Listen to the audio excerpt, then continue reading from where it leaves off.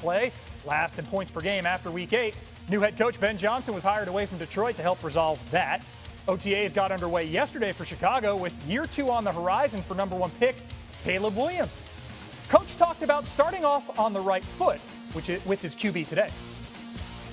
It starts with developing a rapport and a trust, and that's earned over time. You don't walk in day one and expect that to be achieved. And so the more time we spend together, he understands that I have his best interests at heart, and vice versa. He's going to go out there and play as well as he possibly can, not just for himself or me, but for the whole team and the city. Bears reporter Courtney Cronin was there today. Courtney, you've been there for a few years and a few different head coaches. What did you see today that showed signs of change in this Ben Johnson regime?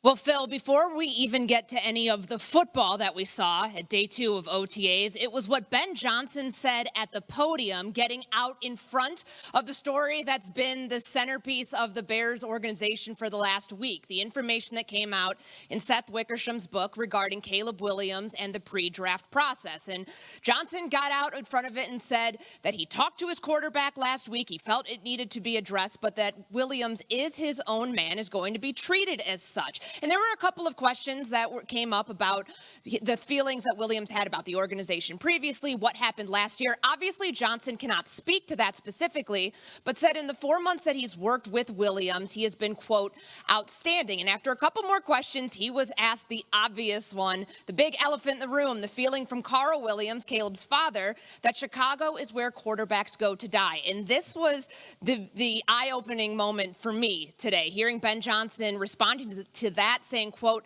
I love it. He wants the opportunity to change that narrative in 2025. He believes that that is where, quote, great journeys will begin. Now, as Caleb Williams and Ben Johnson begin their rapport, remember, it is only day 2 of OTAs. There were a couple of mistakes on the field today, and I go back to a conversation I had with Jalen Johnson last month about this increased accountability that these players are hoping to see on the field. And I said, what does that look like in 2025? He told me point blank, if you see it, call it out.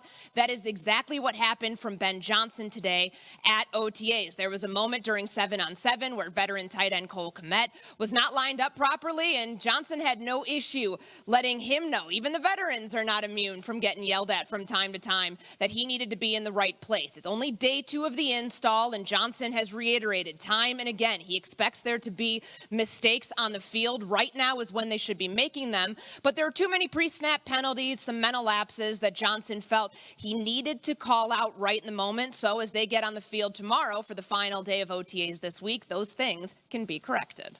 Day 2 of the install, year 2 with Caleb Williams, and Ben Johnson knows all too well, coming from Detroit, how challenging that division is going to be in 2025. Courtney Cronin, thanks so much.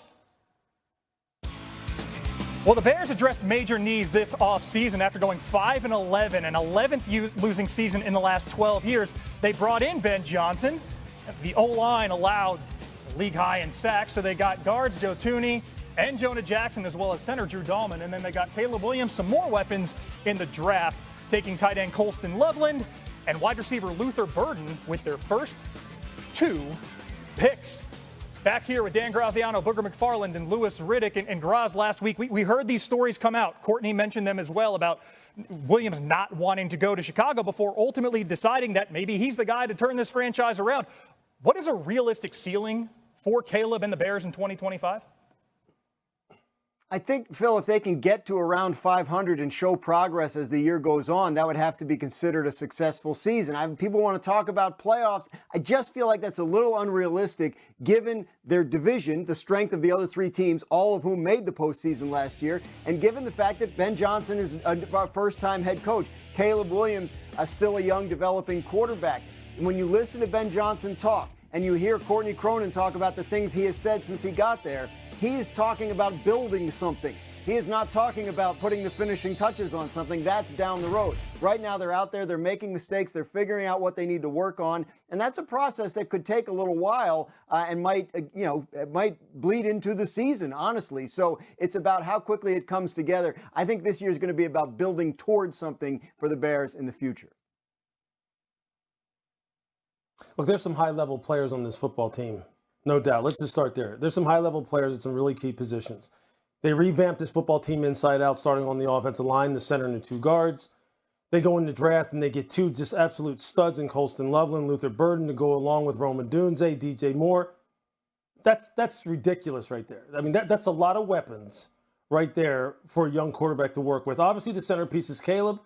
And really now it's about going from what sounds like, by all accounts, incompetency surrounding him in terms of the people who were leading him and directing him as to how to study to be a quarterback, how to play quarterback, how to call plays for a quarterback, of his skill level, and then how to correct him and help him continue to develop. He didn't have any of that last year. Now he has a guy that last year during 2024, we spent nothing but hour after hour just absolutely raving about Ben Johnson's creativity, his ability to take Jared Goff's game to a whole nother level, and the fact that he was going to be a slam dunk head coach in 2025. Well, now here it is, right? And we've seen teams go worse to first before. I'm not saying they're going to go worse to first, because I agree with Graz. This is a very tough division, very tough.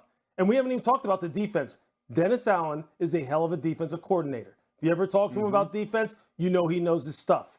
So this football team should be much, much, much improved. They're just in the heck of a division. So here's what I want to say about Caleb Williams, and I wasn't in that building and inside those meeting rooms, but when we talk about a pressure standpoint and how much pressure is on him, think about this. He's come out and said that the staff was incompetent in preparing him how to play and read defenses, blah, blah, blah. Well, when you say that, I think everyone that works in the NFL has Ben Johnson in high regard. And so now all the incompetency that you said you got last year, that is gone.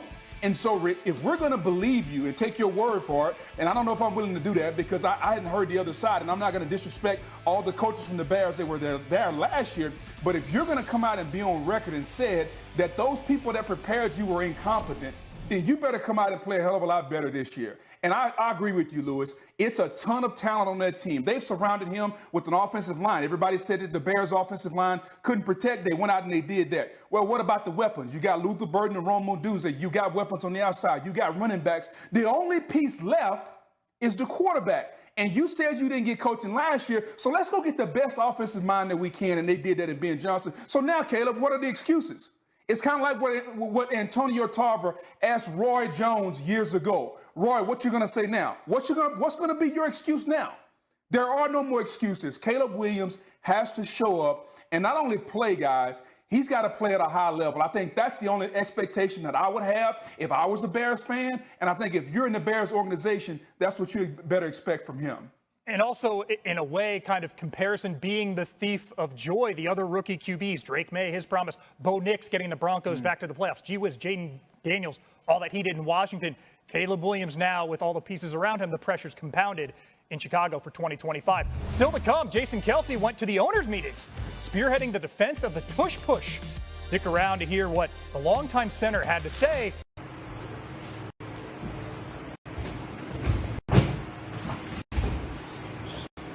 Xin chào các bạn, ngày hôm nay mình sẽ hướng dẫn các bạn căn bản đó là bây giờ mình sẽ hướng dẫn các bạn căn bản đây là